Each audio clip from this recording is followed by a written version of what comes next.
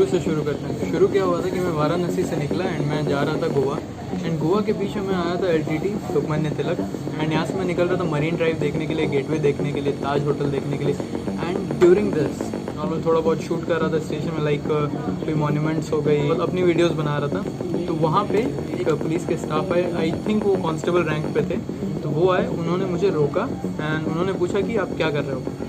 तो मैं बोला कि सर मैं ये वीडियोस बना रहा हूँ। बोला आप कहाँ पे वीडियोस बनाता हूँ। मैं बोला कि मैं यूट्यूब पे वीडियोस डालता हूँ। वहाँ से उन्होंने मुझे साइड में बुला लिया। फिर उन्होंने मुझसे बहुत सारे क्वेश्चंस पूछे, लाइक कहाँ से आए हो, क्या कर रहे थे यहाँ पे, कहाँ जा रहे थे, कितने दिनों के लिए आए हो, ये वो बहुत सारी चीज़ें। टूरिस्ट हो? तो मैं बोला हाँ सर टूरिस्ट हूँ। फिर जो वो कांस्टेबल थे वो अपने सीनियर ऑफिसर के पास ले गए। वो जो सीनियर ऑफिसर थे वो 3 स्टार ऑफिसर थे। तो मैं देखा एंड मैं देखते समझ आया कि हाँ भाई ये बंदे कोई सीनियर पोस्ट पे हैं, क्योंकि बिकॉज अगर 3 स्टार ऑफिसर हैं तो ऑब्वियसली बात है वो सीनियर पोस्ट पे होंगे। जो कांस्टेबल थे जिन्होंने मुझे लेके गए उनके पास, तो ये उनसे पूछते हैं कि क्या हुआ, क्यों लेके आए उसको।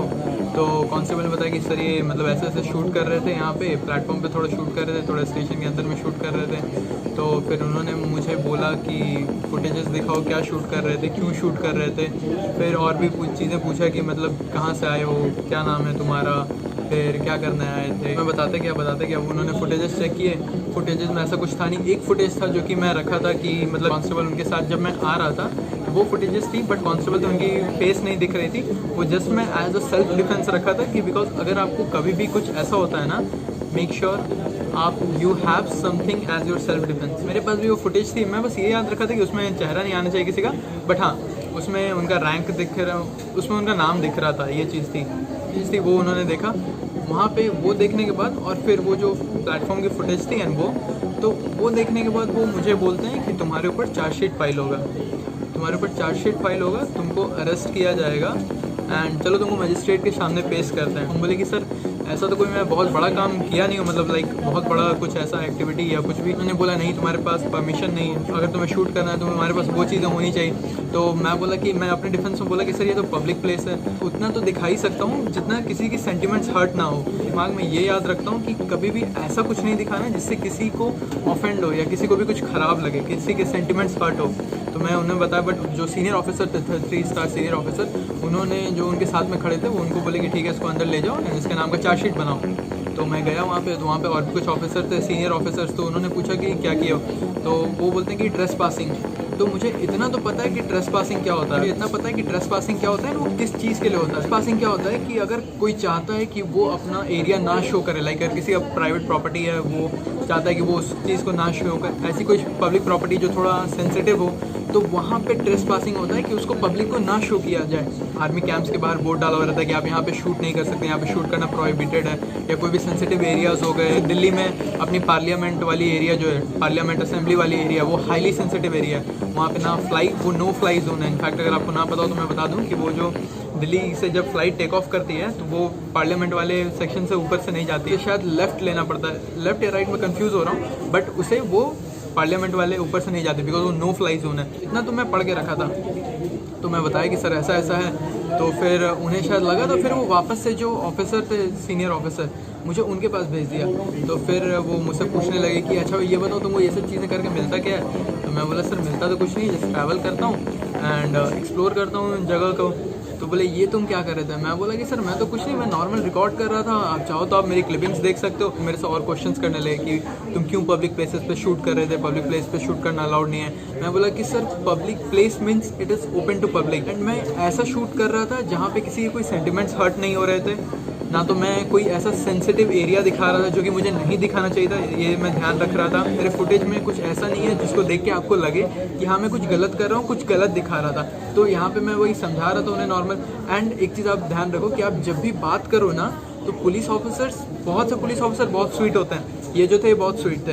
कुछ आपको थोड़े मतलब अगर कुछ अच्छे हैं तो कुछ दूसरे साइड पे भी रहेंगे। आप उनसे कभी भी ना वॉइस रेस करके बात मत करो। आप उनसे बात करो, आप अपना ओपिनियन रखो एंड आप साथ ही साथ उनका भी ओपिनियन सुनो। बट कुछ भी हो जाए आप कभी वहाँ वॉइस रेस मत करो, क्योंकि अगर आप वॉइस रेस कर दोगे ना तो एक झटके में सीन चेंज हो जाएगा।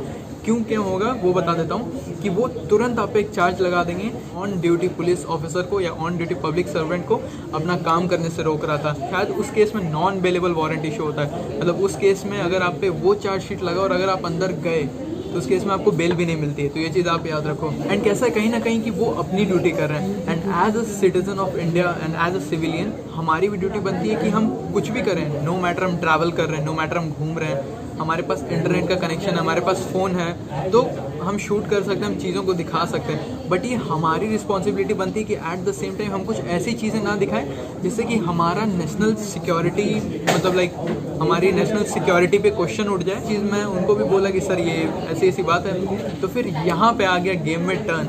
जब मैं ऐसा बोला तो वो तुरंत मैं देखा कि उनके एक्सप्रेशन चेंज हो गए, उनका एक्सप्रेशन हैप्पी एक्सप्रेशन आने लगा। तो now I was like little relief, I was like कि हाँ चलो ठीक है अब सब ठीक। पहले भी मुझे पता था कि हाँ देखो कुछ होने वाला नहीं है, बिकॉज मैंने कुछ गलत नहीं किया। आई वॉज लाइक कि हाँ ठीक है कोई बात नहीं, चलते हैं, जो होगा बातें करके देखेंगे। क्योंकि आप जब तक गलत नहीं करोगे ना तो आपको डर भी नहीं लगेगा, बट अगर आप गलत करोगे तो आपके हाथ पैर वहीं पे कांपने लगेंगे। तो मैं गया बिंदास आराम से बातें की। फिर वहाँ पे जब मैं वो लाइन बोला तो वहाँ पे फिर गेम टर्न हो गया, उनके एक्सप्रेशन चेंज हो गए, एंड वहाँ से फिर चीज़ें फिर नॉर्मल हो गई। फिर ढेर सारी हमने बातें की, सर से बातें चलती गई। उसके बाद ऑलमोस्ट हमने कुछ 35-40 मिनट बातें की, बहुत अच्छी अच्छी बातें की उन 35-40 मिनट में, मुझे मज़ा आ गया। एंड लास्टली फाइनली सर ने मुझे अपना नंबर भी दिया कि रखो, अगर कुछ काम पड़ेगा तो मुझे बताना। तो आई वॉज लाइक कि हाँ भाई ये भी एक न्यू एक्सपीरियंस है ट्रिप का, क्योंकि आज तक मेरे साथ कभी ऐसा हुआ नहीं है। एक बार कुछ छोटा मोटा हुआ है तो वो हुआ है, बट ऐसा कभी नहीं हुआ है कि मुझे किसी ने पकड़ा एंड बोले कि तुम्हारे ऊपर ट्रेसपासिंग का चार्जशीट फाइल होगा, मजिस्ट्रेट के पास पेश किया जाएगा। ऐसा कभी मेरे साथ हुआ नहीं था। This was the first time and this was the first experience for me. Last में सर पूछते हैं कि फिर अभी कहाँ निकलना है, तो मैं बोला कि सर मैं अभी जाने वाला था एक्सप्लोर करने, बट अब तो हो नहीं पाएगी। This was the complete entire story how I was about to get arrested. Right now it's 3:30 in the afternoon and मैं अभी जा रहा हूँ अपना ब्रेकफास्ट करने। So that is it for this video guys। कुछ भी लाइक सब्सक्राइब करने के लिए नहीं बोलूँगा, बस अपना ख्याल रखिए, खुश रहिए। बाकी मिलता हूँ आप सबसे अगले वीडियो में। Till then stay happy, stay positive, expect nothing and appreciate everything. Bye।